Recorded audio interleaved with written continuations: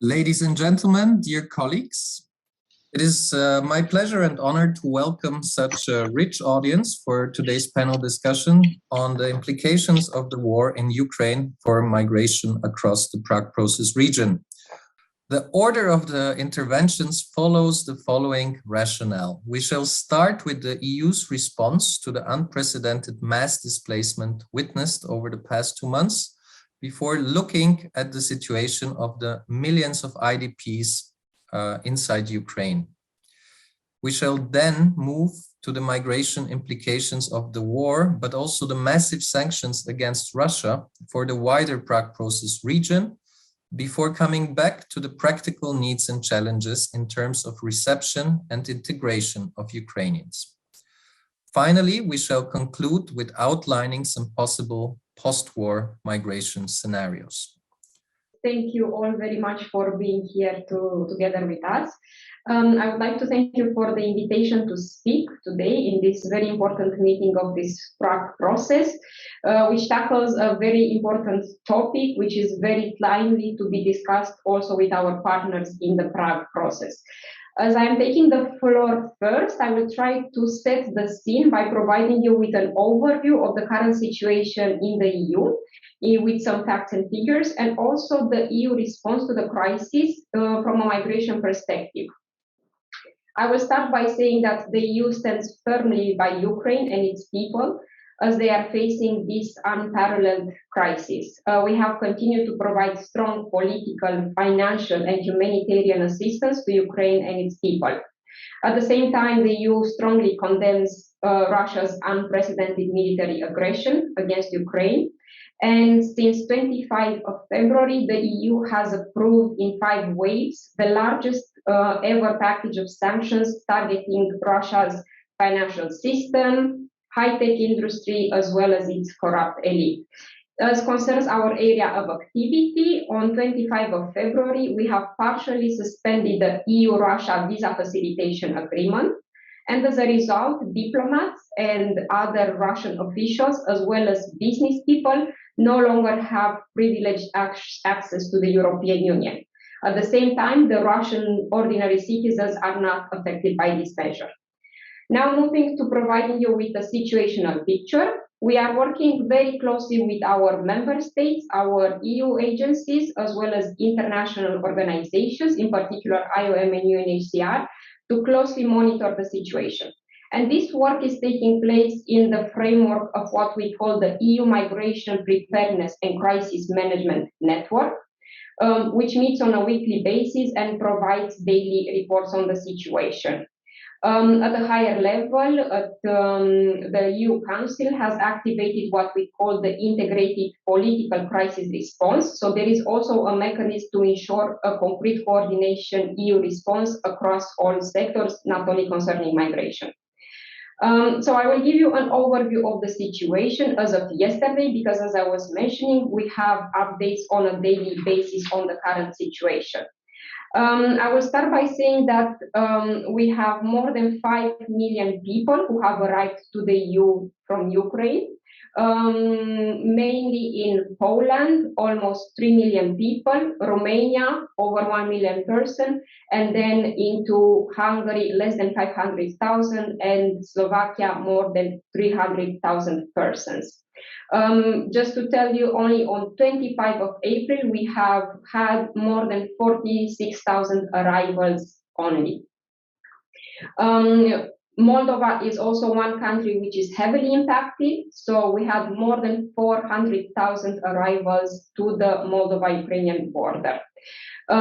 However, most of the people are on the move, and in Moldova, it's, let's say, a bit less than 100,000 people who are staying there. We are not talking only about Ukrainian nationals. We also see that there are also non-Ukrainian nationals who have arrived from Ukraine to the EU, and the top nationalities are Indians, Russians, and Azerbaijanis. We also see that it's not only the countries neighboring Ukraine who receive people, it's also member states not bordering Ukraine who have arrivals, and more than 1.9 million have already arrived in member states who are not bordering Ukraine. We had up to now also more than 2 million registrations for temporary protection, and more than 20,000 people applying for asylum. We do notice that there is a movement back to Ukraine, especially in the recent days, as many Ukrainians are crossing also back the border to Ukraine. In terms of response in what concerns migration management, since the beginning of the conflict, the EU has taken a number of measures to help those in need and to receive everyone fleeing the Russian aggression with respect and humanity. On 4th of March, we have activated the Temporary Protection Directive. This was a great achievement at the level of the European Union, and this provides immediate support and protection to the people fleeing the war in Ukraine. At the same time, on the 2nd of March, the Commission adopted operational guidelines for external border management so that we facilitate the border crossing at the EU-Ukraine borders. Moreover, in the Justice and Home Affairs Council of 28th of March, the Commission presented a 10-point joint action plan so that we provide an operational response to the situation. And this includes, first, the registration through an EU platform. Second, measures to coordinate transport of people arriving. Third, enhance the reception systems. Fourth, develop national contingency plans. Fifth, have common solutions to protect children. Sixth, have also a common anti-trafficking plan. Seven, provide solidarity to Moldova. 8, reinforce cooperation also with international partners. 9, address potential security implications of the war. And 10, ensure adequate resources and funding. And I will go into more details on the most significant topics of this 10-point action plan. I will start with the temporary protection. So the temporary protection should quickly allow displaced persons to enjoy harmonized rights across the Union and offer them an adequate level of protection. This includes a residence permit, the possibility for them to engage in employed or self-employed activities, access to suitable accommodation, the necessary social welfare assistance, medical or other type of assistance, and means of subsistence. In the case of unaccompanied minor, and we know that we have more than 11,000 unaccompanied minors in the EU, temporary protection should also further allow them to enjoy legal guardianship. Also, persons who are under 18 should also enjoy access to education. For us, the protection of children is a key priority, and children must be, first of all, properly identified and registered, and afterwards provided with specific care. I would like to clarify that not only Ukrainians are covered by temporary protection, but it's also other non-Ukrainian nationals who are unable to return to their country of origin, and also their family members. In any case, all non-Ukrainian nationals and other countries in general, they maintain the right to apply for international protection in the EU. As I was mentioning, the registration of all refugees is a top priority for us, because it is important that we have an overview where the refugees are, where they are able to exercise their rights, and especially for children, to ensure that we are able to protect them. We are currently working on developing a platform to register the beneficiaries of temporary protection that could be implemented swiftly and without the need for further legal basis. We are also taking actions to facilitate refugees to cross borders within Europe and to reach other member states. And we are also working on ensuring a better spread of information. The Commission already has launched a dedicated website for people fleeing Ukraine, where they can find useful information on what services can be provided in the European Union and in specific member states. The Commission is following very closely the implementation of the Temporary Protection Directive and receives regular reporting from the member states. Our member states have transposed the Temporary Protection Directive into national law. Denmark, who is not bound by the directive, also has adopted a national bill on temporary residence permits for displaced persons from Ukraine. And as mentioned earlier, we have more than 2 million registrations for temporary protection. And perhaps the number may seem low as compared to the number of arrivals, but we also need to keep in mind that Ukraine is a visa-free country. And this means that Ukrainians have the right to come to the EU and to stay for up to 90 days without any further requirements. One particular concern that we have in this period is the risk of trafficking in human beings, and we are also taking a number of actions in this area. And in the coming weeks, the EU Anti-Trafficking Coordinator will present a common anti-trafficking plan, which sets out measures and consolidates all efforts that we are making together with the member states and also with our EU agencies. We are also providing significant support to our member states to deal with the current situation. Our EU agencies, the European Border and Coast Guard Agency, Frontex, our Asylum Agency, and Europol are already providing support to help member states with border checks, with the processing of asylum applications, or to detect possible security threats. I'm happy that we also have our colleague Eva Wickler today with us from the EU Asylum Agency, and she will be able to go more into the details of the work of our EU Asylum Agency. Another measure that we took for us to be able to properly ensure the implementation of the Temporary Protection Directive was to set up a solidarity platform. The solidarity platform brings together member states and EU agencies and works in complementarity with the EU Migration Preparedness and Crisis Management that I mentioned earlier.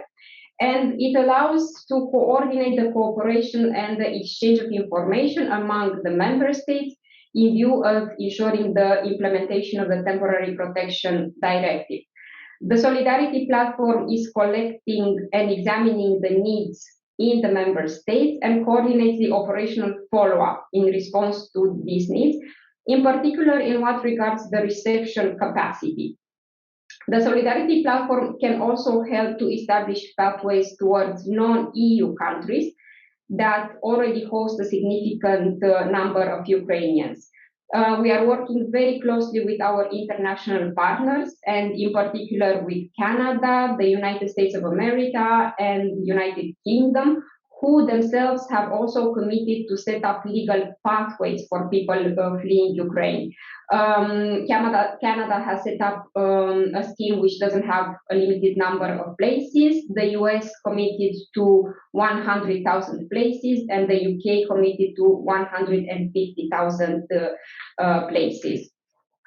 Of course, for them, there are also some important challenges that have to be addressed in terms of providing visas, transfer, security for the transfer of these people. As I was mentioning earlier, Moldova was one country which was under a huge strain with the number of arrivals, and we are doing all our efforts to also support Moldova. So the Solidarity Platform also coordinates the member states' efforts to show solidarity towards Moldova.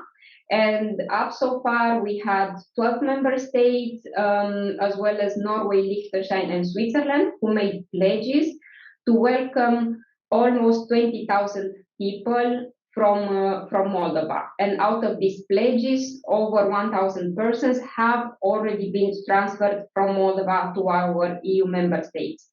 In addition, the European Union has also signed a legally binding agreement between with the Republic of Moldova on border management cooperation, which allows our agency Frontex to increase their deployment of teams and to support border management with executive power, including the registration and border checks, of course, under the lead of the Moldovan authorities, both the border with Romania as well as with Ukraine. I will end my intervention with a few words on funding, because funding is a very important element to support the implementation of our action. The Commission has proposed to facilitate the flexible use of funding, which were still available from the 2014-2020 programs under the cohesion funds, as well as under DG Home policies. In addition, available funding under the program called Recovery Assistance for Cohesion and the Territories of Europe. We were able in the 2020 tranche to ensure up to 10 billion euros, which could be used, of course, also in line with the objectives of ensuring recovery after the pandemic. And to support member states, and in particularly those close to the EU borders with Ukraine, the Commission proposed to make available 3.4 billion of pre-financing payments so that it speeds up the access to the funds. And to provide a comprehensive guidance and individualized support to the member states, the Commission also has established a one-stop shop so that member states have one place in which they have all the information available and can request support for the funds.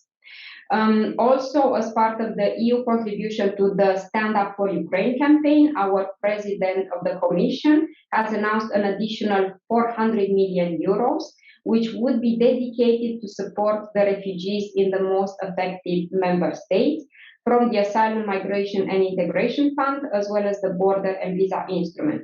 And we are currently in close contact with all member states to discuss how to make better use of the Union funds, including the European Social Fund, as well as the European Regional Development Fund, who can also greatly contribute, especially in what regards, let's say, the further steps, which I didn't mention in my presentation, but of course, the next challenges would be to look at the integration of these persons arriving from Ukraine.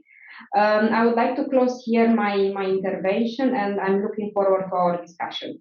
Thank you very much, Ms. Plesu. I think this was a very good setting of the stage, and I would immediately like to invite Ms. Eva Wippler from the European Union Asylum Agencies to complement what was just said and tell us more about how the agency supports member states in the current situation. Thank you. Thank you very much, Chair. Good morning, colleagues. Good morning to all participants. I also would like to thank you very much for having invited the agency to this very timely initiative and this panel discussion on Ukraine.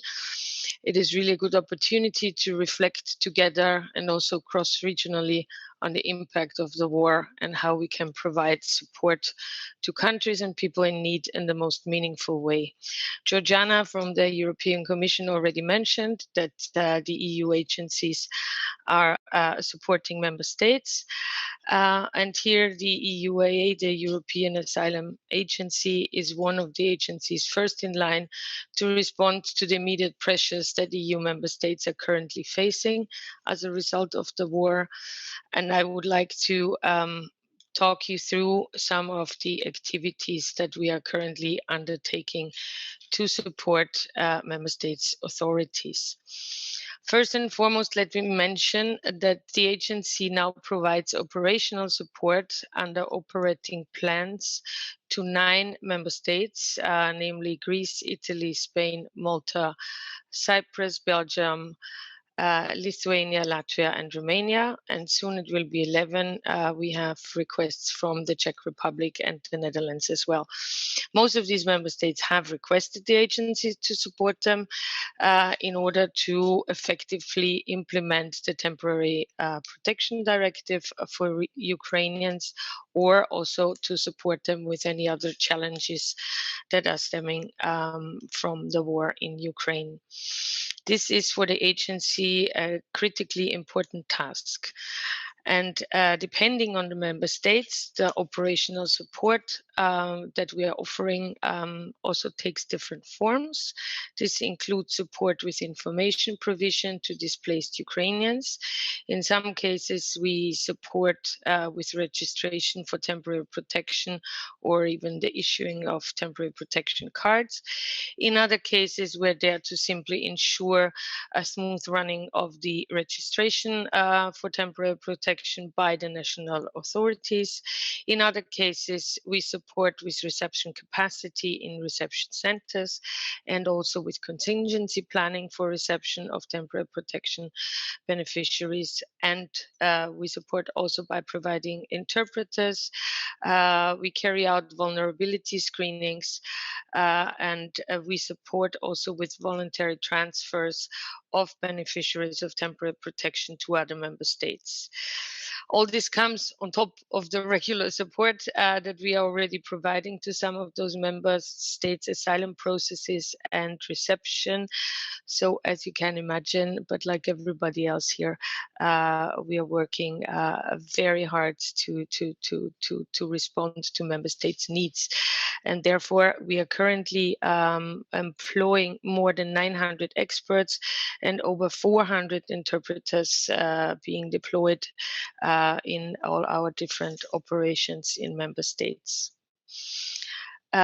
We also have as most of you know, a training and professional development center here at the agency, where we are delivering training sessions on temporary protection for both experienced and also newly recruited staff of member states authorities that are dealing directly now with this temporary protection directive. We also, or who are assisting Ukrainians in various capacities. We make sure that these people are properly trained to provide information, the right information to refugees, that vulnerability is being looked at. The communication with children is a different one than with grown-ups. The identification of victims of trafficking of human beings, all this forms part of training, of our training to member states authorities. When I now switch to the situational awareness, the agency also has an asylum knowledge center, and this center is responsible for helping to establish an accurate and up-to-date situational picture, as far as this is possible, of the impact of the war on asylum and reception in the EU. This we're doing, for instance, by collecting and analyzing daily data, which we receive from the EU plus countries on the number of the asylum applications and the number of the daily registrations for temporary protection by Ukrainian nationals. But as you can imagine, this is always a work in progress, and not all member states are always able to provide us with data on a daily basis. So we're very much dependent, when we are collecting this data, on the input of the member states. Let me just give you a brief overview. I think it also has been mentioned already by my colleague from the European Commission. But we have now counted more than 1.9 million registrations for temporary protection and other national schemes. This comes from reports from 23 member states. Only during the last week, between 18th and 24th of April, close to 115,000 registrations took place. This data comes from up to 20 member states. It depends on the day. Sometimes they're more, sometimes they're less. With regard to the latest asylum trends, since the invasion has started between the Monday 28th of February until last Sunday 24th of April, April, there were approximately 20,500 applications for international protection by Ukrainian nationals, and this is reported from 16 to the rest of the EU plus countries, depending also on the day. Last week, we had 417 applications for international protection by Ukrainian nationals. So as you can see, there's many more who are registering under temporary protection schemes, whereas much less are applying actually for asylum. Apart from these analysis, which are all available also, by the way, on our website, we are finalizing together with some interested member states a prognosis of flows to the EU as part of our early warning and forecasting work. When we move now from the data to information, we also collect information on the measures taken by asylum authorities in EU plus countries to manage the influx of the people from Ukraine. This includes information on legislative measures, on entry requirements, the provision of temporary or national forms of protection, the establishment of reception capacity, and access to rights and services of the member states. These situational updates are available as said on the website. And we are also conducting a survey together with the OECD through interviews and questionnaires of migrants arriving from Ukraine, with the aim also to gather information on displaced populations on a more global level. We are also trying to facilitate cooperation between member states and give them guidance through the different networks that the agency has running. We are employing a network approach to exchange such information and best practices among the member states, where also some international organizations and non-EU countries participate as observers. We have a reception network that met, of course, to discuss the impact of the war with regard to reception capacity in the EU. Our asylum processes network dedicated a discussion on temporary protection from the perspective of the procedure and to discuss the challenges with the member states. Then we have a vulnerability expert network where we discuss the topics of mental health and support for children and women and the most vulnerable, as the name already suggests.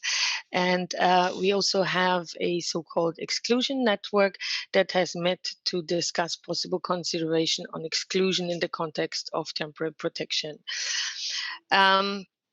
With regard to specific guidance, tools and recommendations that are being developed by all these networks on relevant issues and for the relevant authorities, we are supporting them, and this has been highly appreciated.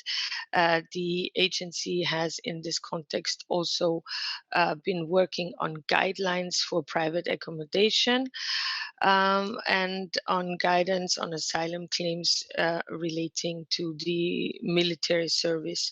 We also have information leaflets on temporary protection, informing refugees about their rights. We also, to finalize my presentation here, I just want to give you a short information that we are also cooperating, which is possible through our enhanced mandate, with non-EU partners in this regard.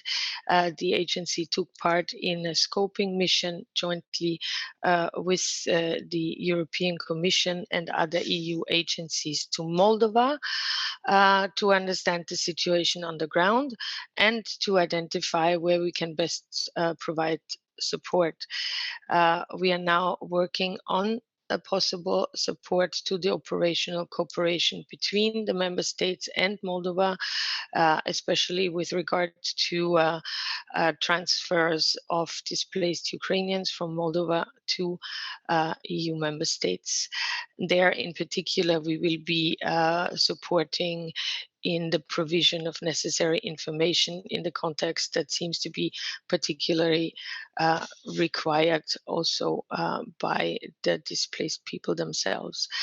The agency also has facilitated a couple of meetings with our Western Balkan partners who have approached us for support regarding the implementation of temporary protection systems, and most of the Western Balkan countries have triggered national temporary protection mechanisms now for people fleeing the Ukraine.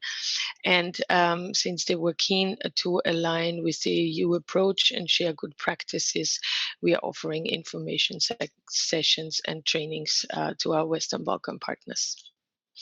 Lastly, I would just like to thank you again for being here, announcing that the agency will also take part in the senior officials meeting, where I'm sure we can continue these very important reflections.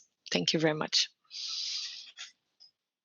Thank you very much, Eva. I think it's impressive to see how many actions both the Commission and the agencies have undertaken in such little time. And of course, yes, we are facing an unprecedented situation and challenge, but it's overly positive to see what is happening on the ground. I would now like to move on to Volodymyr Panchenko, who is based in Ukraine and who will update us on the situation of internally displaced persons inside the country. And once again, their number is even greater than that of refugees. And thank you for your presentation. Dear colleagues and participants, you see at the picture that during 2 decades of March, 600,000 left Ukraine. This is from 50 to 100,000 a day. Now the situation is changing and people return. You see 30,000 return home. So sometimes it is the same number of people coming out and coming back.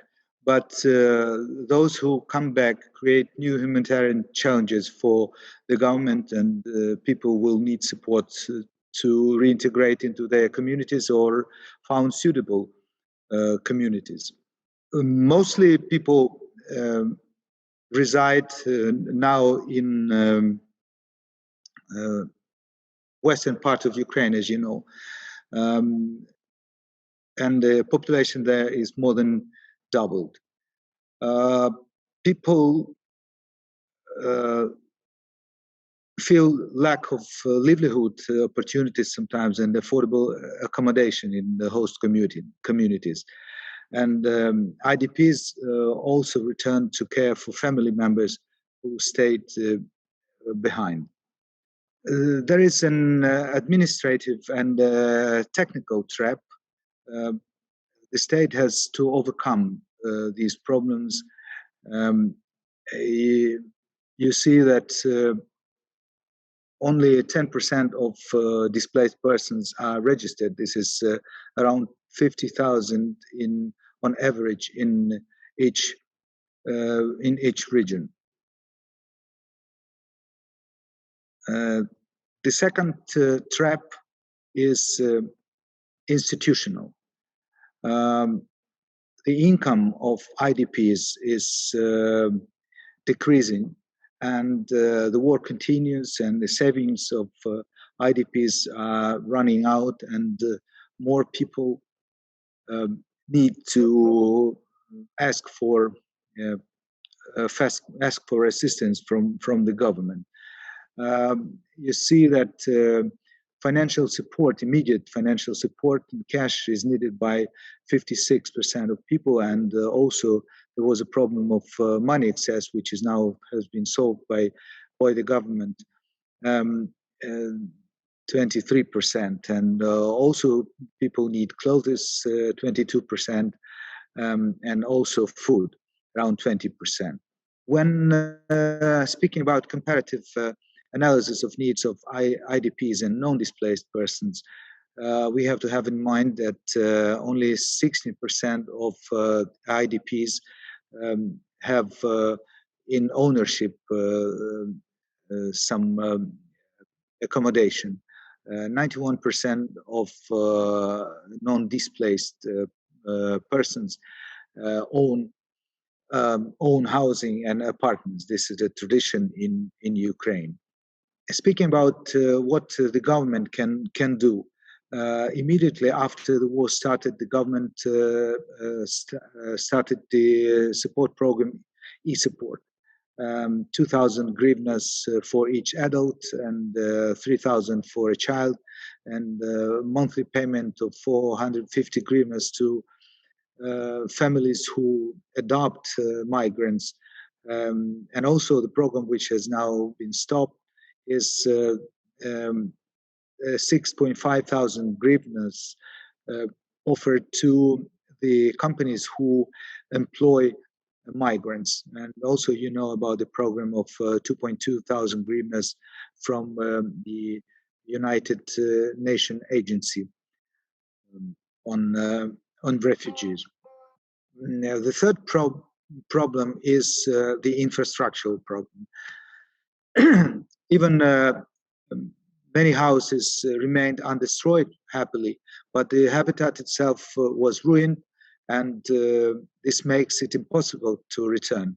Now, last week, with the start of shelling on electricity and other utilities by the Russians, clean water and electricity become a problem. For example, Mykolaiv and other southern cities, and also small towns. So the need of temporary housing is crucial today. The state have been providing free housing to IDPs since 2014, with the first wave of IDPs. In this year, 2022, was planned to spend around 2 billion hryvnia for resettling the IDPs. But today, with the number increased from 1.5 to 7 million of IDPs, the government should have in mind previous experience that when building temporary housing, we have to have in mind that people live there for 7 years, and the warranty period for some modular towns is 5 years. Infrastructural trap becomes investment and financial trap.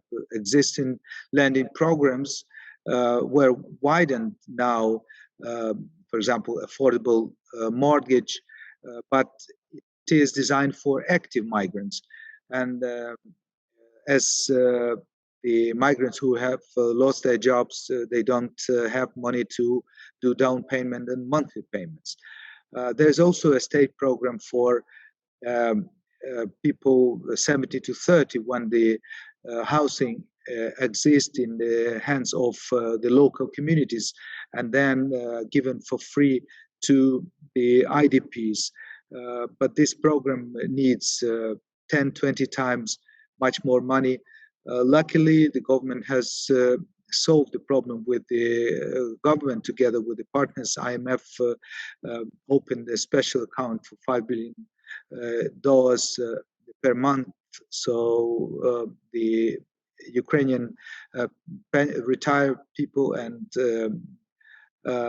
other budget spending is in a good shape, but there should be additional payment for building a temporary housing. Speaking about temporary housing, there are good proposals on the market from European and Turkish companies with the houses like 25 square meters with the cost only of 10,000 euros, though it is very small, only 6 square meters, with the standard in Ukraine 13 meters per person. but it has a kitchen, bathroom, and beds, everything. So with such temporary towns, they fit the situation, and the authorities started to implement simplified directive allocation of land, for example, Lviv, Ivano-Frankivsk, and they are going to settle down 20,000 people near each city, but you understand that the need is 10 times higher today. The next trap is regulatory trap. It is connected already with the businesses. You know, there are more than 1,000 companies registered in the Ministry of Economy to be relocated, but now this process is slowing down because the businesses they don't know where to go, and with the shelling and bombardments in Western cities with infrastructure, there is a hesitation whether it is needed to go abroad. And this is now for 2 weeks, the situation is like that. The government does much with regulation, but still we have this regulatory trap. Speaking about widening this opportunity, the government has to start to build a large number of new workshops for the relocated companies, because they don't find on the places of relocation appropriate appropriate premises for their manufacturing. About the programs of recovery, President Zelensky understands that the jobless IDP intensifies migration crisis, and Ukraine has to raise money as credits, investments, and also the assistance to specifically to create jobs. There's a program by the presidential decree 23 working groups. The respective ministers already started to develop programs for after-war recovery, but it is needed not only long-term but short-term progress. And also, Western think tanks are offering their views. For example, Center for Economic and Policy Research published a blueprint for the reconstruction of Ukraine. This study analyzes post-Second World War recovery plan, the reunification of Germany plan, the reconstruction of Iraq and Afghanistan, which is recommended, and also reconstructions following natural disasters. So, speaking about those long-term programs, it is recommended special war investment insurance programs, which are existing only for the marine, but they should be used for the companies who would be willing to come from Europe and to support the companies giving jobs who are relocated from east, north, and now from south of Ukraine. For European countries which host Ukrainian refugees, we've heard about that from the previous speaker, which is very nice how Europe treats Ukrainian refugees, but there is a separate challenge of potential reunification of families. As soon as restrictions on the exit of men of the conscription age is lifted, the men would be willing to join their families in Europe, and they will worsen the situation with the immigrants, with the refugees in Europe. Thank you very much. Thank you very much, Mr. Panchenko, for this presentation. it opens a lot of questions, but I hope we will get there later on. And now I would like to pass the floor to Ms. Olga Gulina and invite her to share her presentation on the migration implications elsewhere in the Prague Process region. Thank you so much.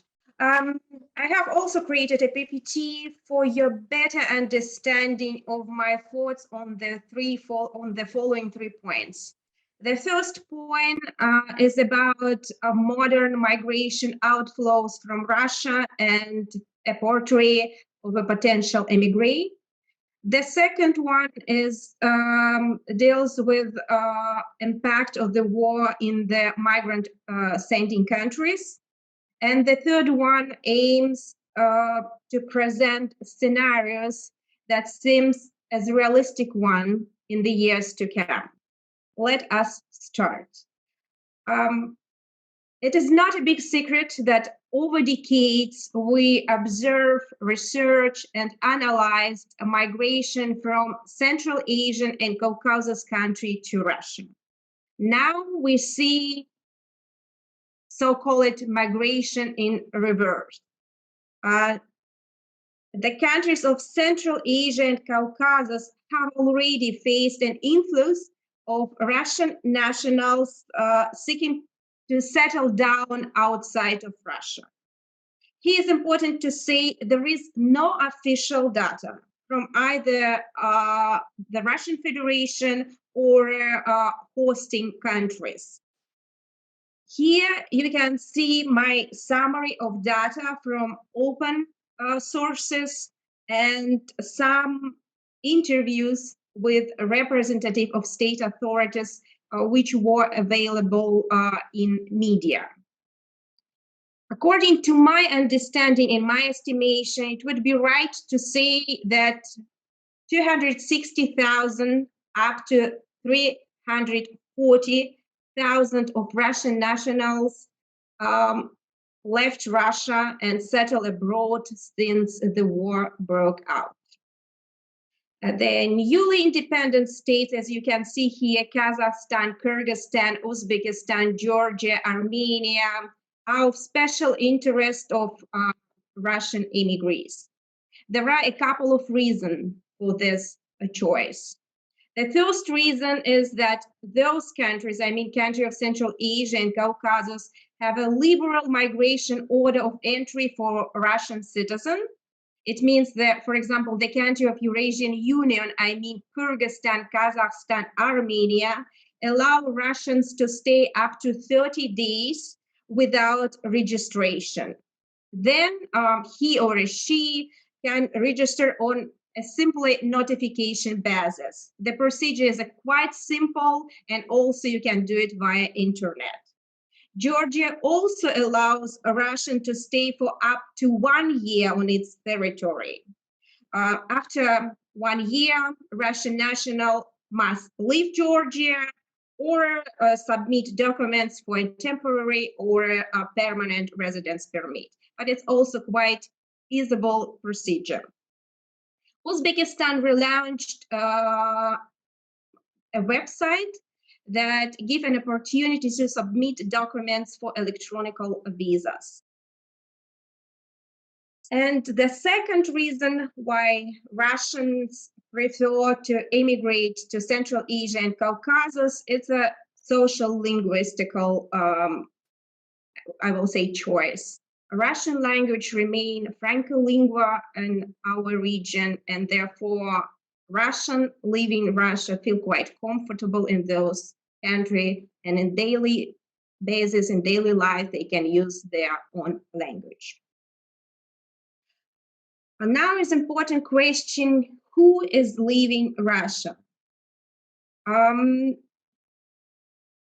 There is 2 pilots projects that deal with social demographical characteristics of immigrants.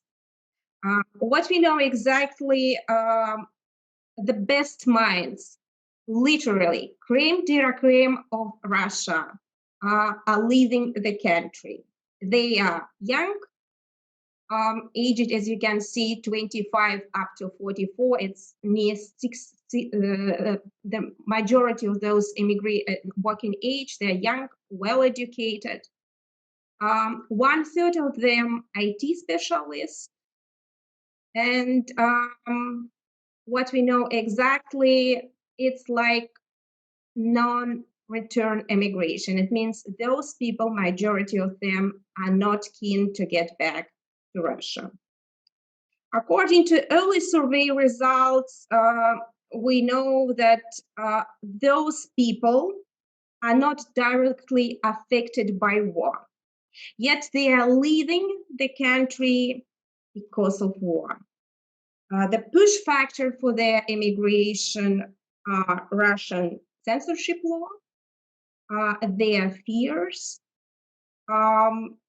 that they have no chance to do their business in the current environment, and like the fear of repression inside the country. What we also know from this early survey results that modern immigration from Russia has a male face. Majority of immigrants are men.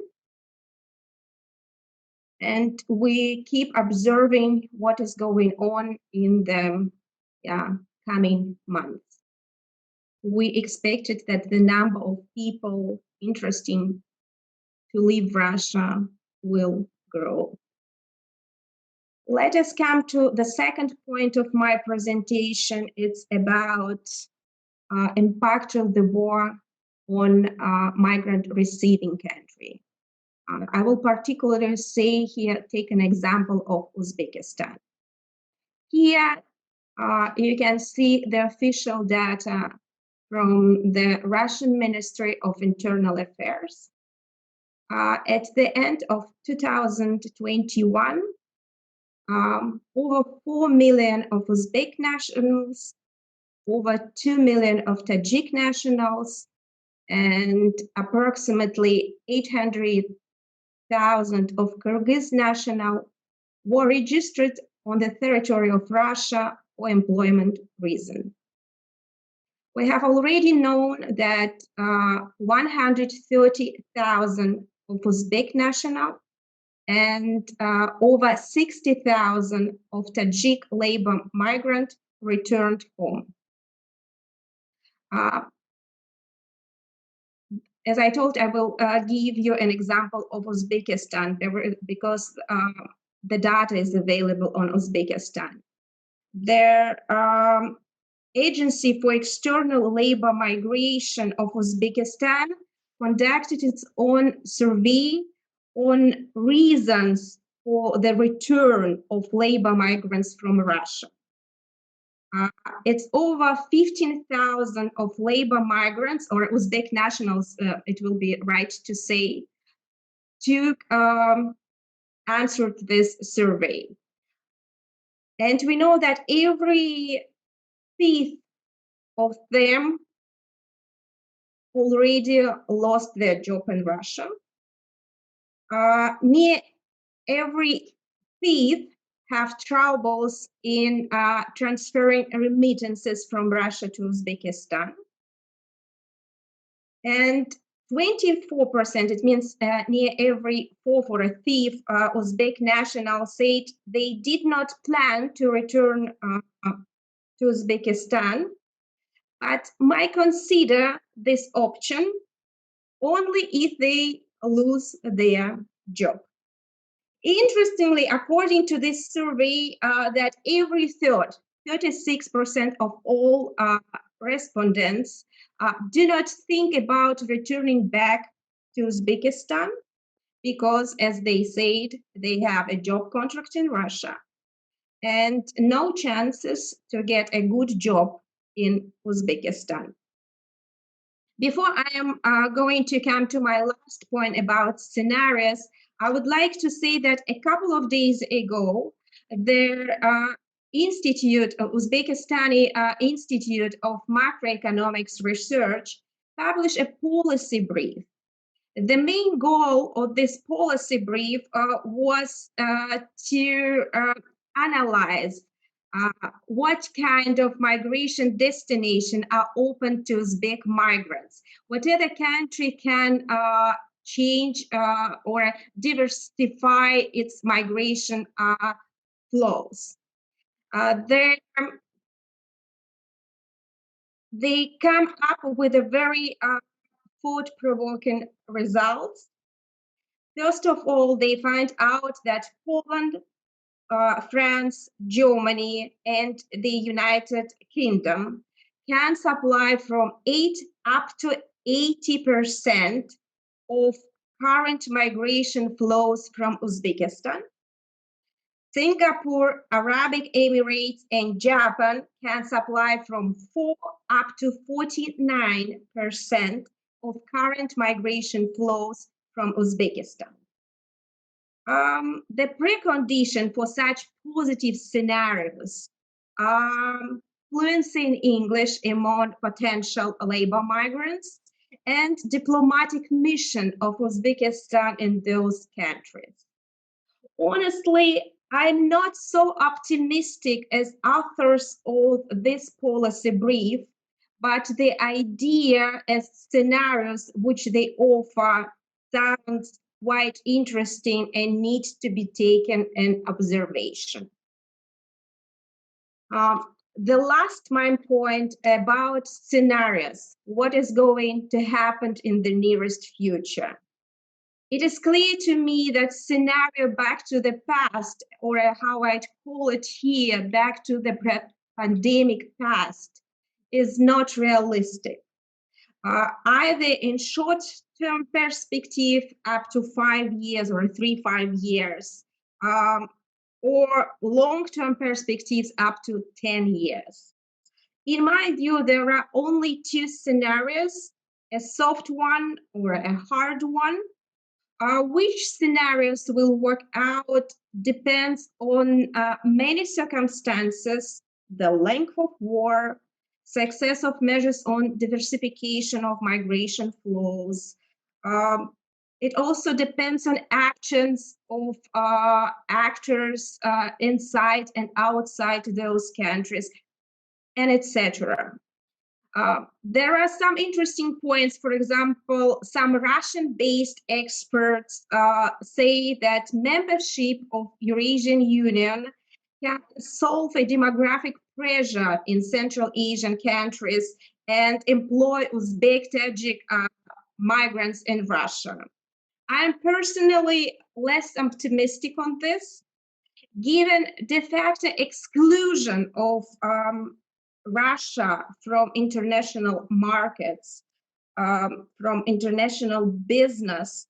I think the Central Asian and Caucasus country could change their geographical positioning and also dependence on Russia.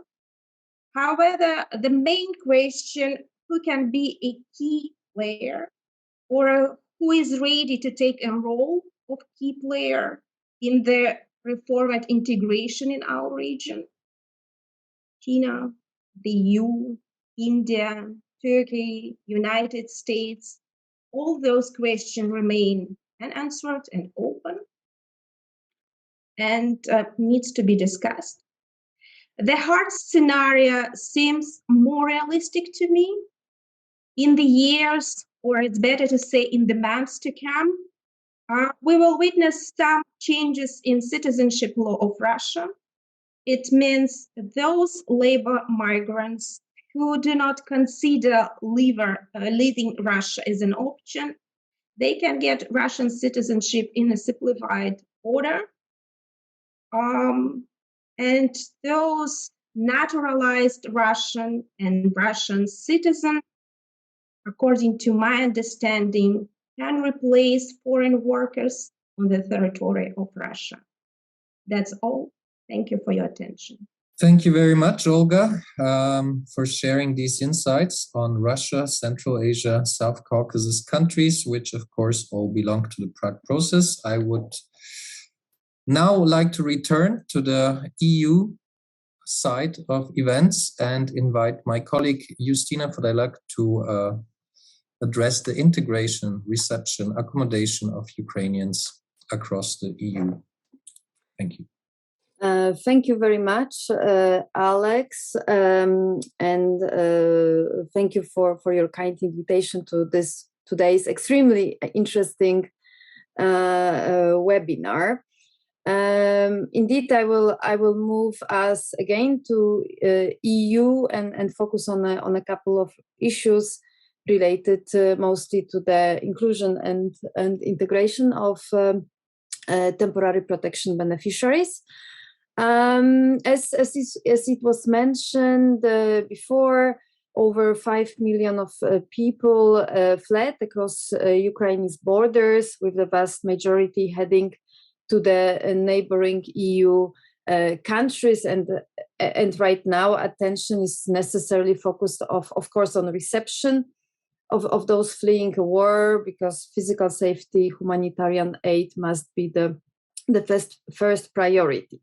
But it is also a time for EU member states and the EU in general to start thinking about how to best help newcomers settle in. And here the Temporary Protection Directive is a huge achievement, as Georgiana mentioned, because it allows this group to access essential integration-related services, but also labor market, basically immediately. And we know from the past experience that acting early is actually a key to supporting successful integration of both migrants and refugees. So with this in mind, I would like to focus on a couple of questions that are essential for this process. First, who is arriving and where exactly? Second, what are the most urgent needs of these particular groups that are arriving from Ukraine? And finally, touch upon the issue of integration capacities, integration experience of some of the frontline states. So who is arriving and where? I might state the obvious right now, but it's important to underline that in the context of our discussion. So it's largely women, children, as well as elderly men who are currently entering the EU. And for example, in case of Poland, women and children actually constitute 90% of registered temporary protection beneficiaries.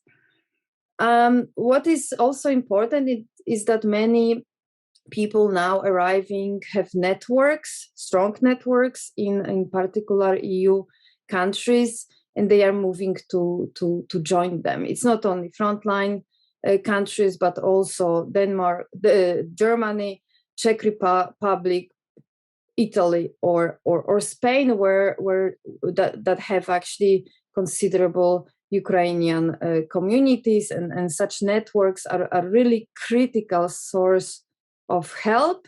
But at the same time, those with limited social capital, the number of those with limited social capital is also noticeably growing.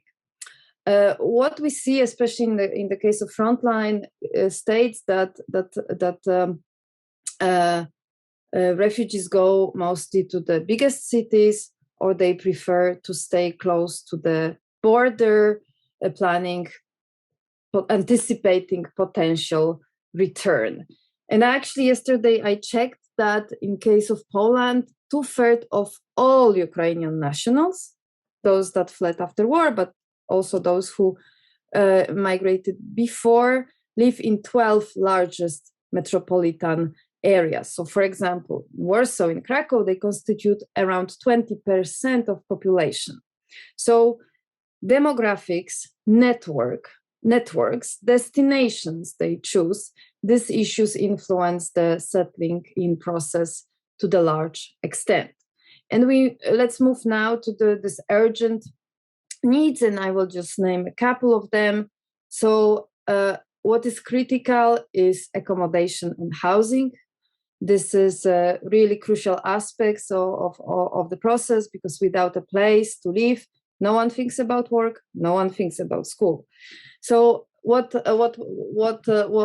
we observe is that neighboring countries have moved to ready reception spaces. Many rely on hotels, guest houses, and these facilities are particularly important for newcomers without family and friends.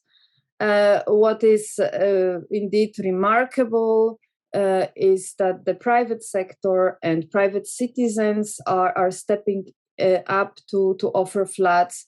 But while these options are critical in the first days or weeks, the scale of arrivals in case of some countries is putting a huge pressure on the local housing stock. So many cities like Prague, again Warsaw, reached their capacities a while ago, and there is a growing need to start discussing the internal redistribution mechanisms.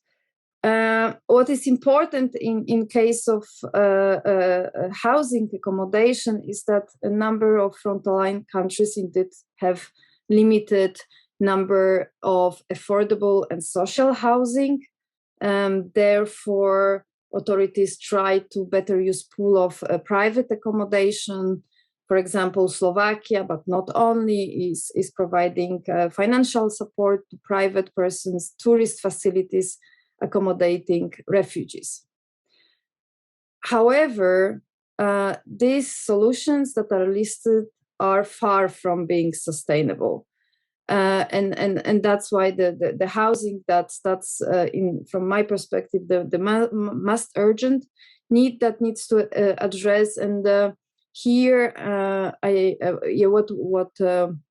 what can be done is actually referring to the past experience from past arrivals, where actually many innovative measures were tested that they can be potentially scaled up.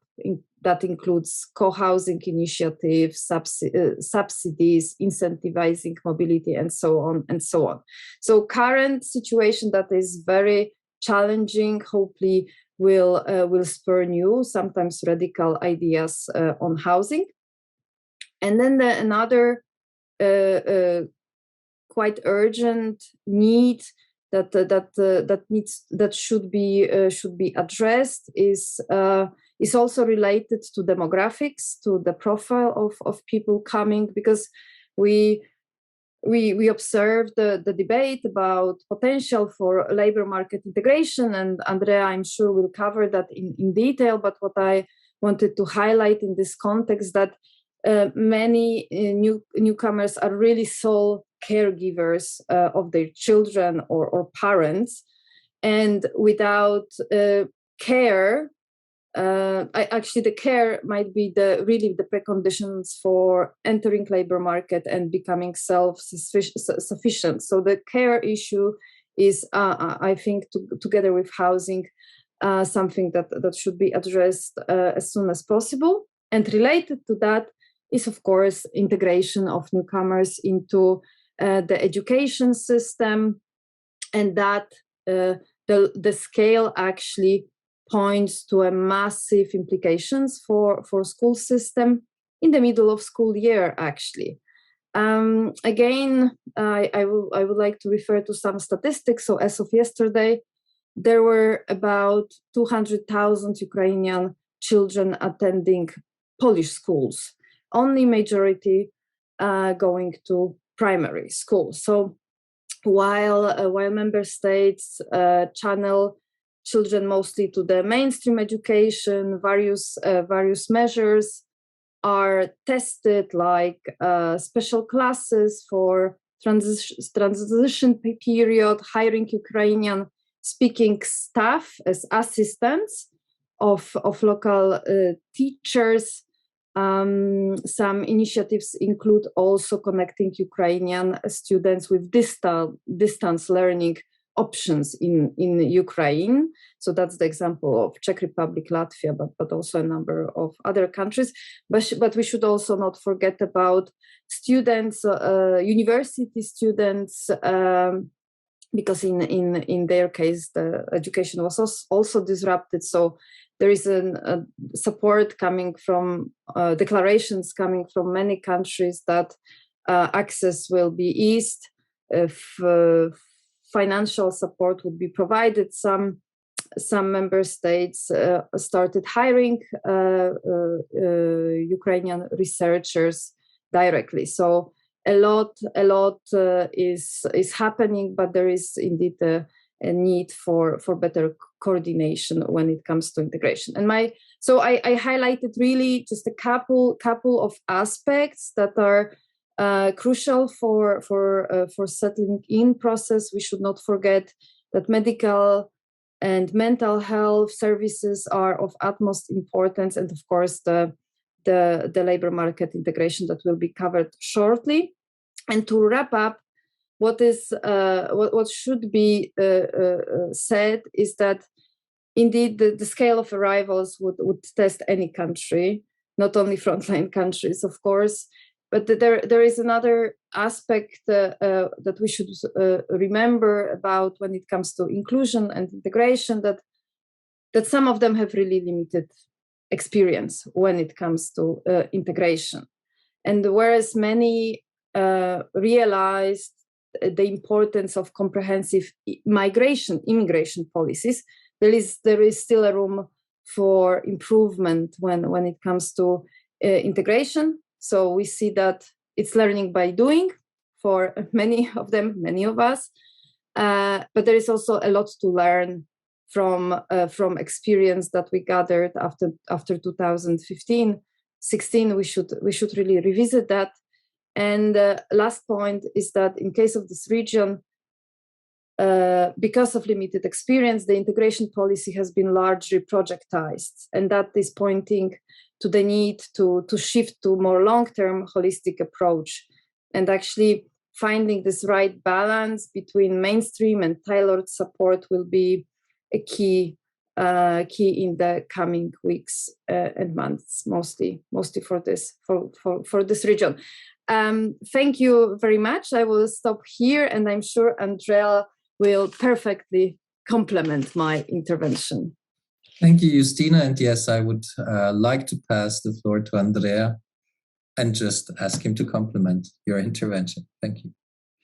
Yeah, thank you very much, Alex. Thank you very much, Justina, to highlight certain descriptive aspects on which I will not go again. I think that my impression is that we have two key points of observation when it comes to the integration in our part of the world, the EU and specifically the Prague Process countries. Well, the first one is the one linked to the moral obligation of managing a livelihood of refugees' inflows. And this, as Justina correctly pointed out, is characterized by several factors of uncertainty. So there are many things that not only we don't know, but also the refugees themselves don't know. And this is, as I will explain, mainly related to the duration of prospective refuge. The other one on which probably, I can humbly give my contribution is the demand one. The refugee crisis is acting in the EU labor market, which is since long, but more and more, in a state of severe shortage, with unmet vacancies in all sectors and across all segments of the occupational ladder. So when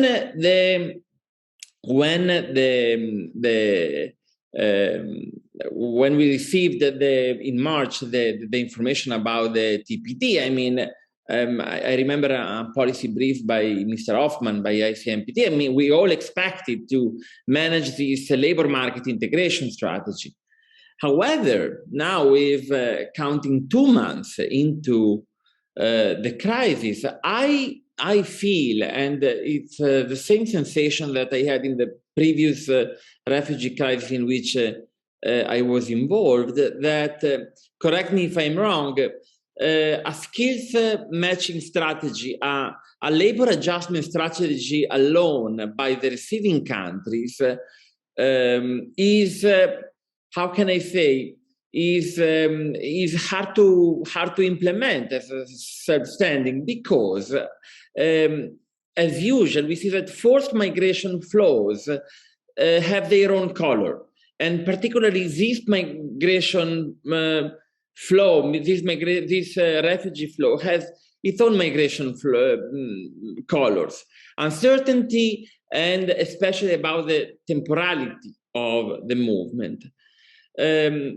Then experience from the field. I'm leading now an EBRD project on labor shortages in the EU countries. So I have exposure to sectoral councils, to enterprises, asking them what do they feel, and somehow there is a willingness to engage into employment by Ukrainians.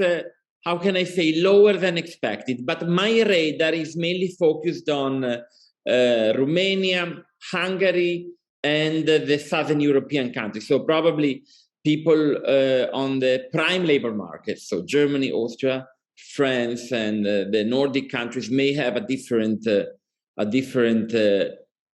point of view. But I mean, a limited willingness to engage into employment, as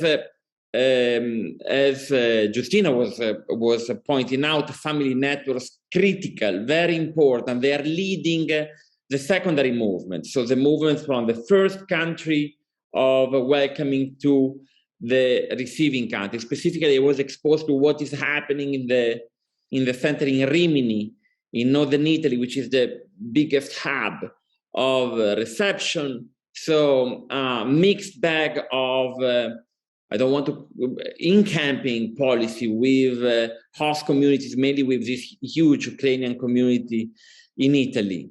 Again, no labor inclusion if there are not the preconditions. So as Justina pointed out, we are talking about accommodation. We are talking about all these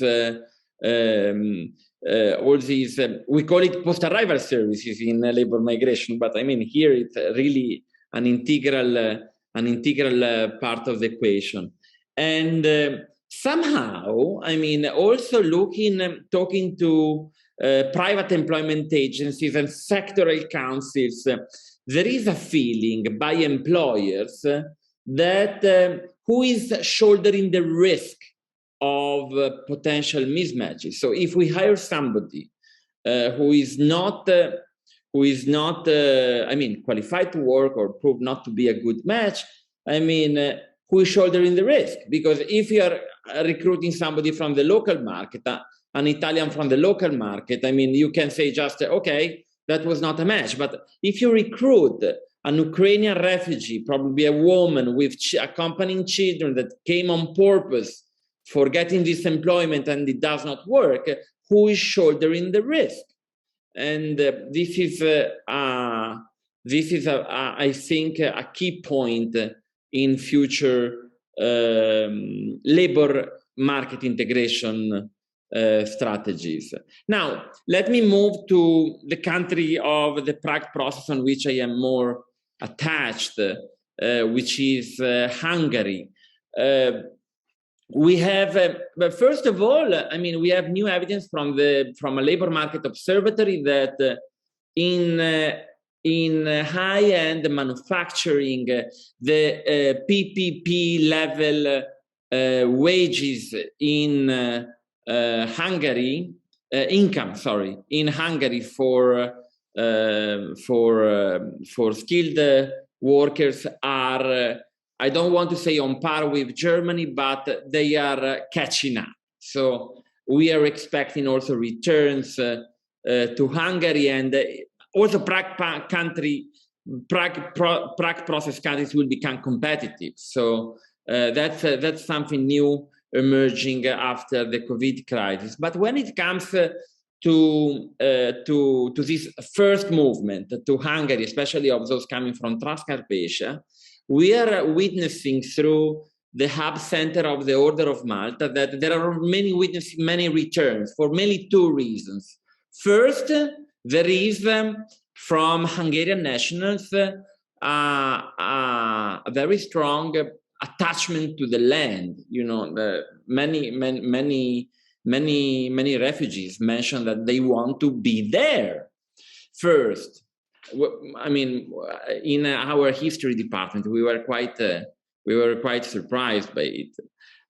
The second point is that many refugees left behind family members in need of care, mainly the elderly, and for this a return was pressing. Voila, so homework obligations and attachment to land, and this also documented to many returns to Kiev, as probably other panelists can better document than myself. Now, Italy and Germany, here there were employers' organizations that moved quickly to get to mobilize the Ukrainian workers, not only for high-end manufacturing, also using the harmonization on the ESCO occupational system, but also on lower end of the occupational ladder. So animal husbandry, agriculture, construction, and other sector characterized by low-skilled vacancies, but also to labor markets in which the worker benefit from a European labor code in terms of protection. Now, I don't want to take too much time. I just want to say that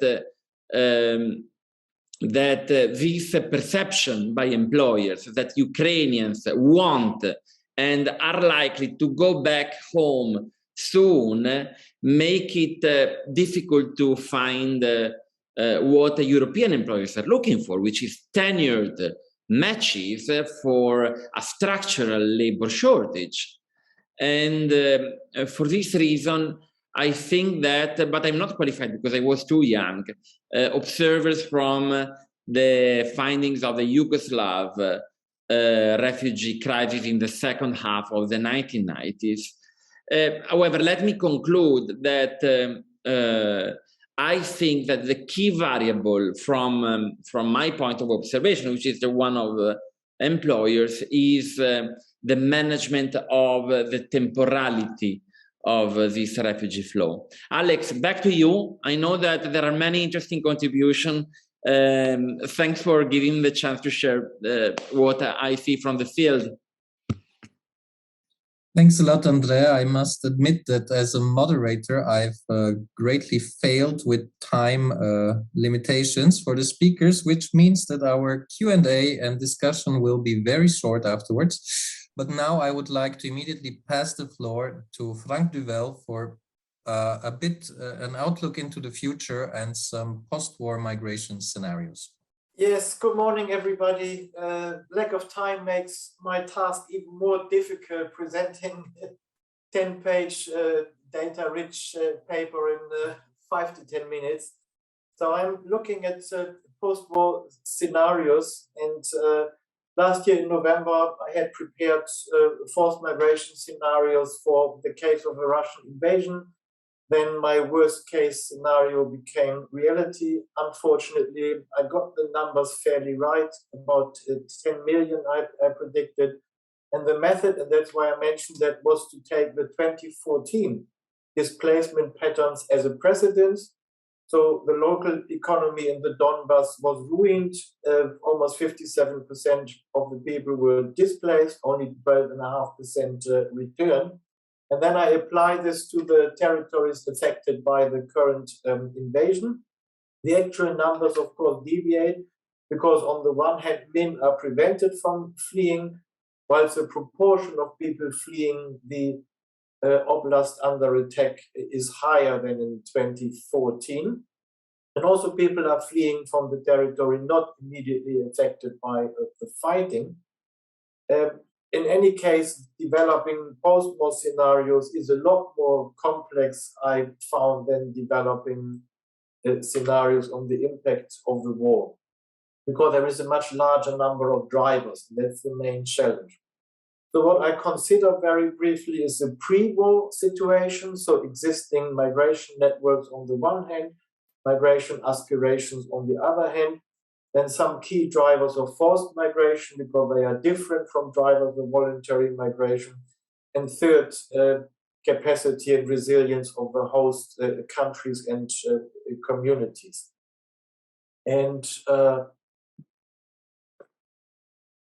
so what we have as a starting point is just over 2 million registered Ukrainians in the EU and EFTA countries, obviously another number of irregular migrants. So that's a vast migration network.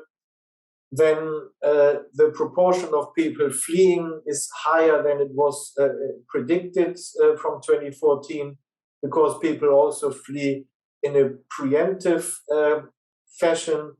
Then before the war, we had very high, but actually decreasing migration aspirations of Ukrainians up to 50% in 2012, but then diminishing to probably 26%. But we know from World Gallup and other surveys that it's easier said than done. Wanting to migrate in the end is rather 3, maybe 4% to actually put these aspirations into practice. We also know 30 to 50% of all displaced persons are seeking shelter abroad. This is maybe increasing because the more people we have in the government-controlled areas, the more people are squeezed in free Ukraine, the more would want to leave. We have very few surveys and statistics on return aspirations. Could be up to 93% of IDPs, could be up to 90% of those in Poland, could be as few as 32% of Ukrainians in Germany. All numbers have to be treated with caution. The surveys are rather not representative. We've also heard quite a bit about return. Maybe 20%, maybe 16% have already returned to Western Ukraine, to Kiev, to Odessa. Those who stay are then more likely to develop in family reunion aspirations. Finally, so far, I think there are few signs that resilience of the host countries are fading. All EU host countries rather experience population aging, potentially even shrinking. Some key host countries like Poland lost significant populations due to emigration. All host countries enjoy economic growth and all report significant job vacancies. So the macro demographic economic data looks quite good. Also, to date, there is almost no unrest or conflict reported from any of these countries related to hosting Ukrainians, also very different from 2015-16, I'd say. Mentioning a couple of relevant macro level and micro level drivers. Important is the duration of the war. The longer it takes, the more likely people leave, the more likely they want to stay for longer. Related to that is the scope of destruction. The more destruction, the less likely are people going to return. Proportion of occupied territory, very obviously, most people don't want to return to occupied territory. Then absorption capacity of IDPs related to gross regional product plays a role. The economic outlook of Ukraine, the reconstruction efforts, the speed thereof. Would there be a Marshall Plan that's certainly attracting people back to Ukraine? And the family status, forced separation on the one hand inspires return migration. But loss or killing of close family members, husbands, of course, why would people want to go back? Ethnicity might play a role, because people identifying themselves as ethnic Ukrainians would definitely not want to go to any occupied territory. Duration of stay plays a role in the EU, because that determines the quality of integration, the legal status, of course, how precarious or secure would be a post-war status beyond the temporary protection element. Quality of integration to host community, labor market, housing, all that plays a role here. The need to generate remittances from family members still in Ukraine is an important factor. If parents are left back home, they need expensive medicines. People might need to stay rather in Europe, find a job. Perception of the future of Ukraine, more rosy, more skeptical. Perception of life in Ukraine, all that comes into play when we talk about migration scenarios. I've developed a map, very messy, maybe we circulate the presentations later. Population of the oblasts, percentage of those who identify themselves as Russians. Then the gross regional product, because that's important to understand the economic capacity of the oblast to integrate IDPs. And then these fancy lines depict the various scenarios on the outcome of the war. So what could be the possible scenarios here? Russia could be defeated, retreats completely, so that would be the pre-2014 scenario. Probably most unlikely, still migration, migrants in EU countries below the 1.65 million. Scenario B, current invasion would be stopped and reversed, so this is largely the status quo of 2014. Maybe also rather unlikely, more than 1.65 million refugees would remain staying in EU countries. The current situation is rather depicted by scenario C. So Russia occupies most of Donetsk, Lugansk, part of Kharkiv, parts of Zaporizhia, parts of Kherson, another frozen conflict. Western aid would be made available to rebuild the sovereign parts of the country. So this is very important. Fast economic recovery. Still, I'd suggest there could be up to 3.5 million Ukrainians remaining in the current host countries. A much worse scenario, Russia occupies all territory east of the line, Mykolaiv, Kiev. Western aid would only benefit free Western Ukraine, but Western Ukraine would remain structurally and economically weak. That was the situation at the end of March.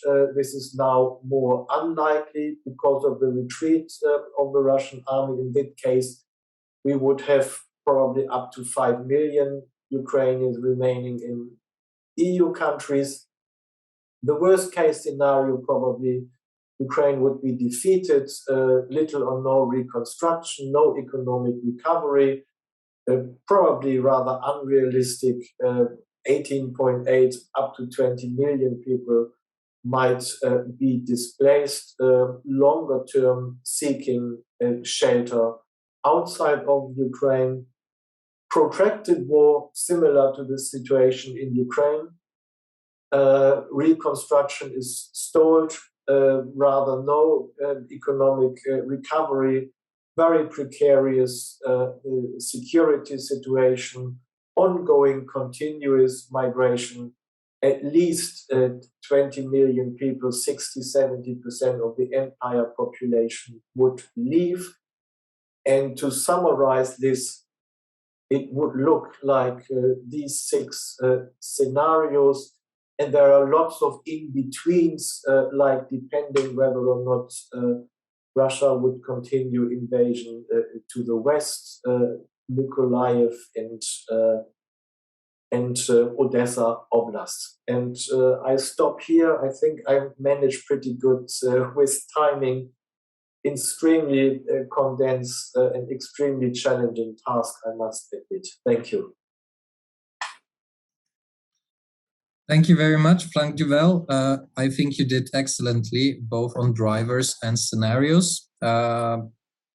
Just please stop sharing the presentation before I give the floor to Professor Rainer Münz, who has now the comfort of having heard everyone speak before him, but also has the experience to add to that. And I would perhaps ask him to share his experiences from historic events of the past, and also maybe provide an outlook into the future.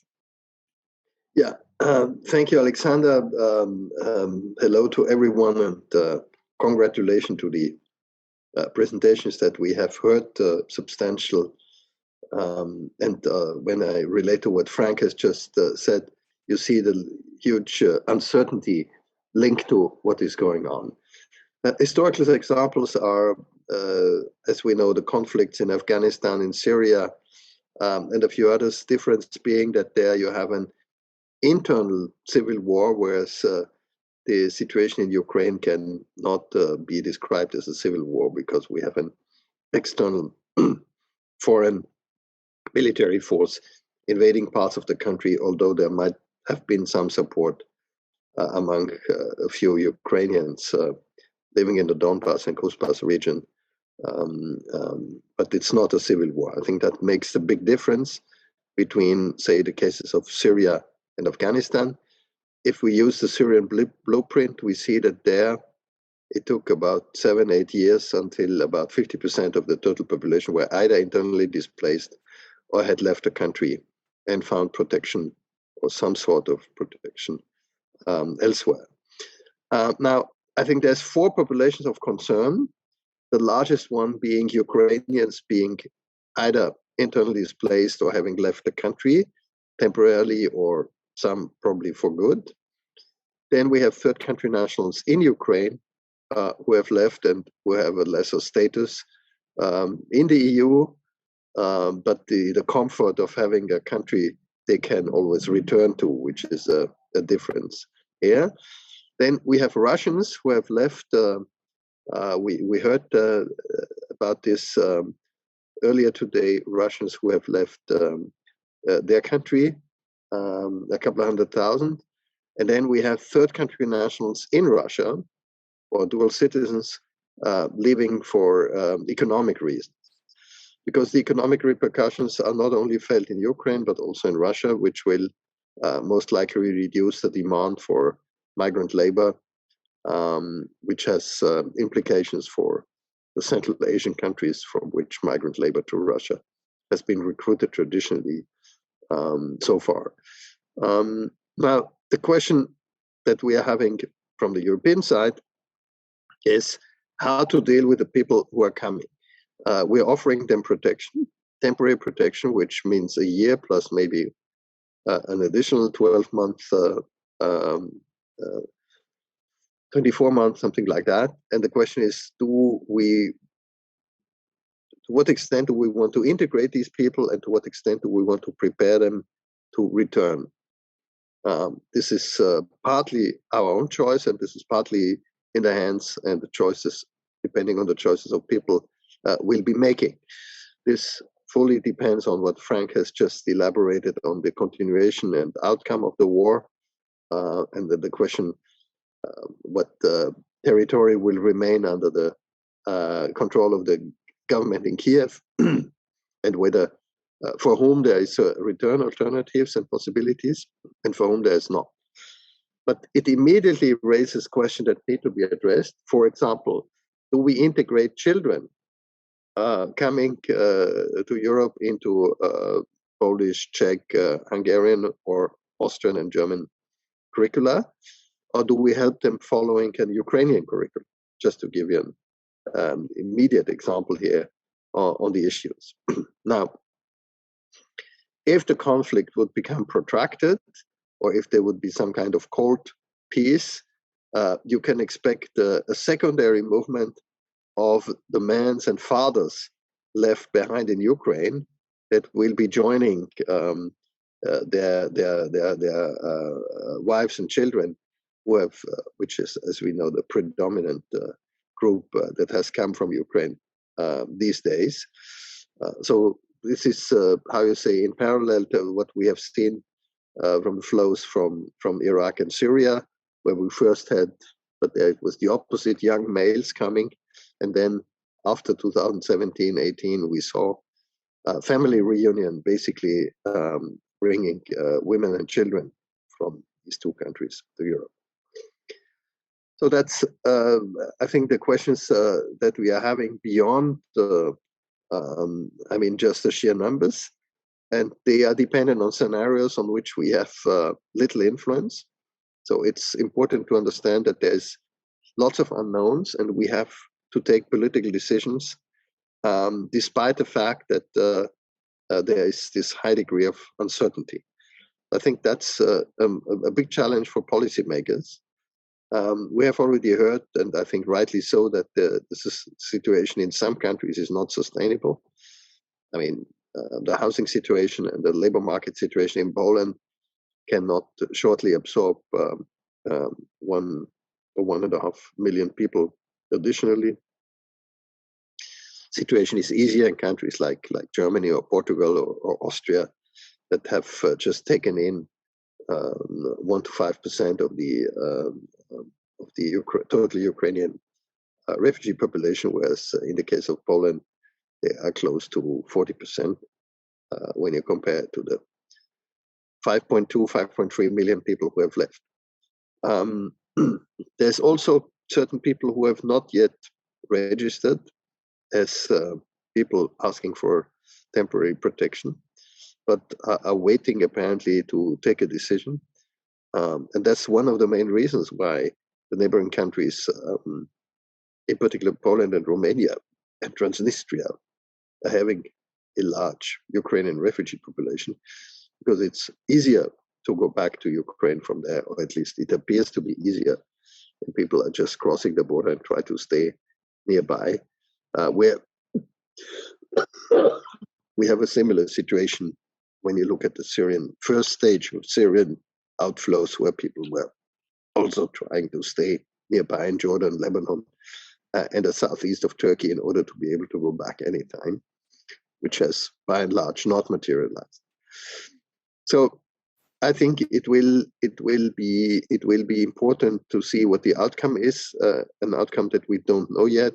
We have to take decisions now and along the way, despite the fact that we don't know exactly with what kind of situation we will have to deal, and Ukrainian and other refugees will have to deal between now and, say, the end of next year. So I hope I have saved some time, and over to you, Alexander, so that we have some possibility of Q&A. Thanks. Thank you all. I must admit, 2 hours is a bit short for this panel, but that's what we planned for, and I would thus now move on immediately to the Q&A and basically ask all of you for one final statement, and I would like to summarize the questions that are in the chat. There is one question on third country nationals and how they are treated inside the EU. There is another one relating to trafficking in human beings and especially children. And there was also a question particularly to the European Commission, which mentioned integration as a next step, whether that means that the EU is interested in Ukrainian refugees staying permanently in the EU. So these are 3 questions that I would invite anyone who feels like intervening on those to address them. More generally, I would invite you to also react to the presentations of the other panelists and to give your final remarks, and all of this within a minute or two. And I would like to this time start perhaps in the reverse order and keep Rainer on my screen and ask him for his answers to the questions, but also reactions to other presentations and final comments. Yeah, for demographic and labor market reasons, probably many EU countries would have an interest in integrating Ukrainian citizens, many of whom are well trained, despite the fact that having children that do not speak the local language, always creates an additional integration burden. On the other hand, it's the question whether this is in the best interest of Ukraine, because probably Ukraine would need the best and brightest back home if Ukraine is to be rebuilt as a sovereign and independent nation in the future. Concerning the third country nationals, I have already alluded to that.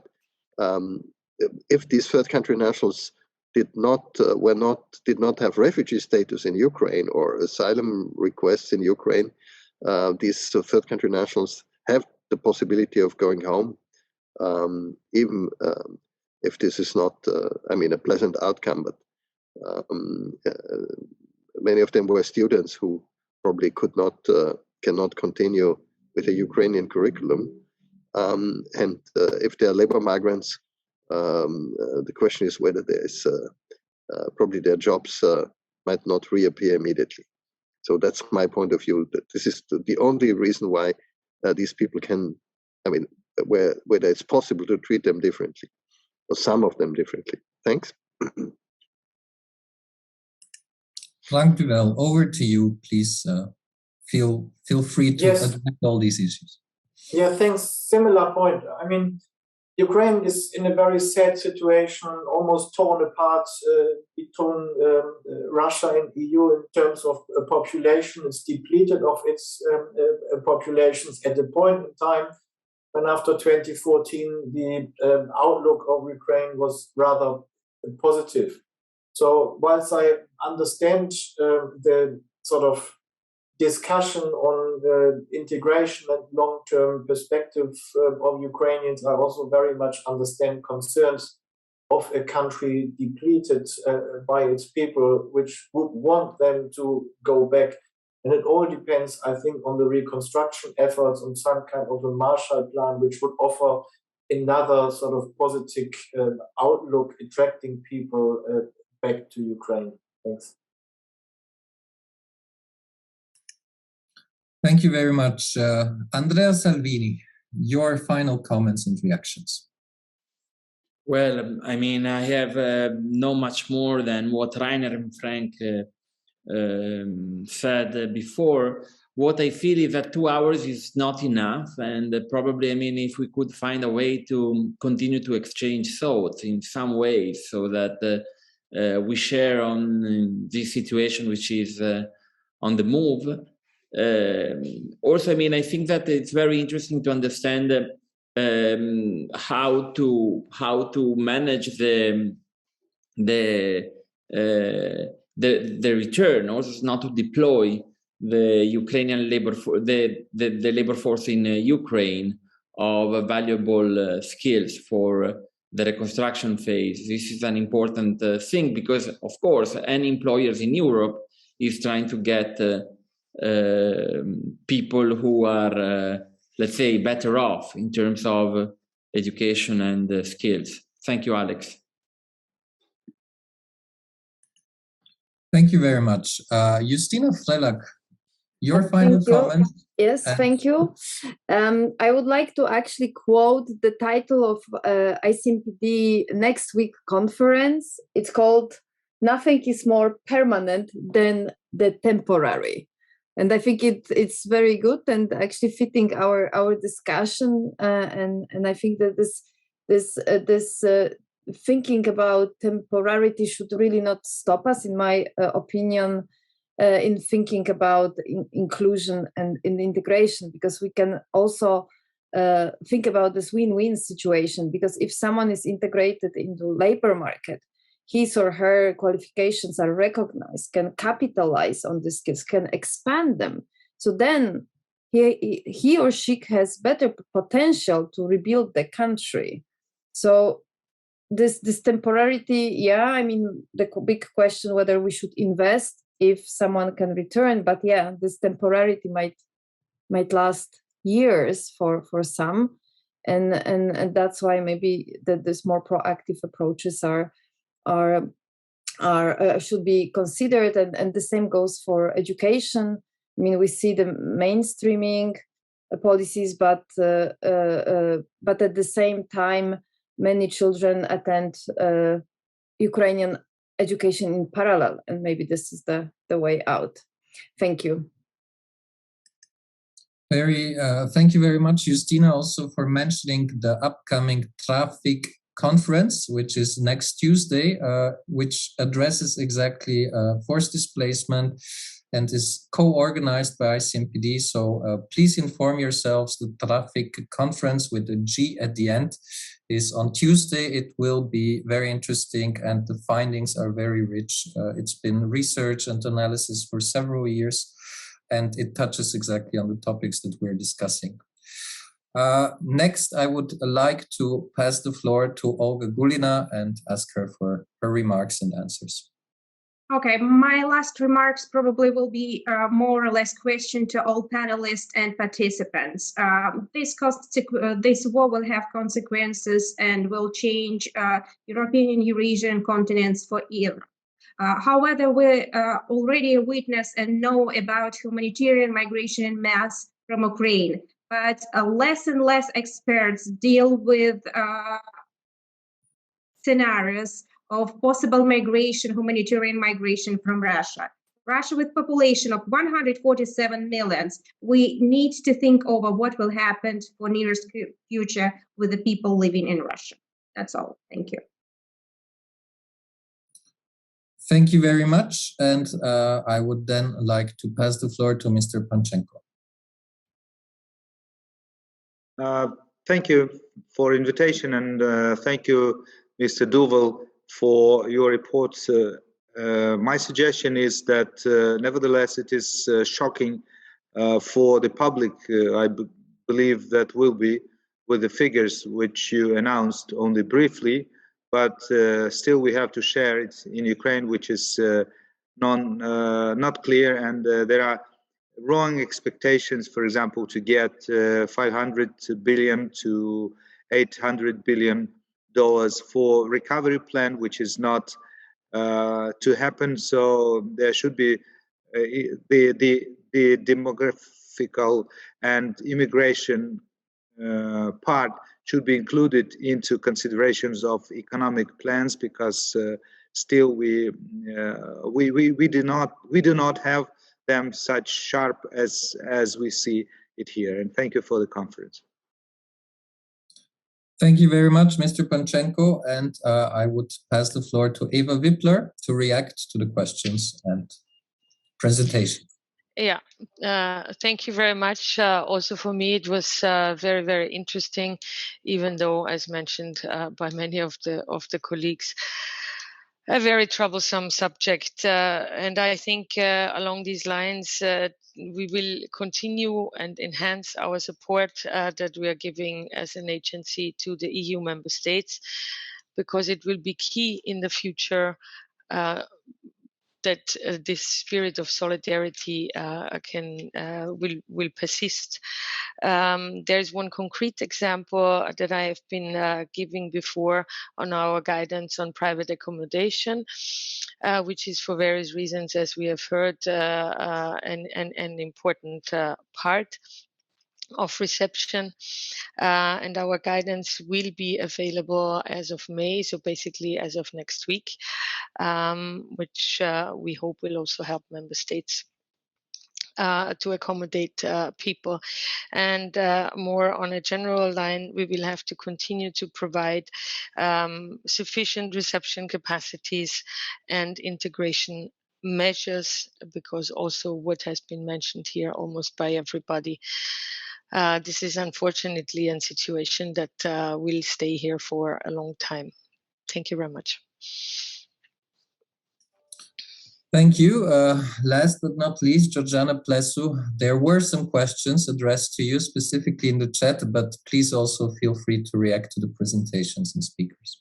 Thank you very much, Alexander, and thanks a lot to all panelists for their presentations and also for the questions which I see here in the chat. I will start with the question which was asked regarding the long-term integration, if the EU sees these people on the long term. I would like to clarify, as Rainer also mentioned, the temporary protection is for 1 year. And of course, there is the possibility to be extended depending on how the situation evolves. So in this case, our, let's say, time frame is the time frame which is given by the temporary protection. Of course, we know that for Ukraine, it's important that it keeps its talent at home. We don't want to have a brain drain now.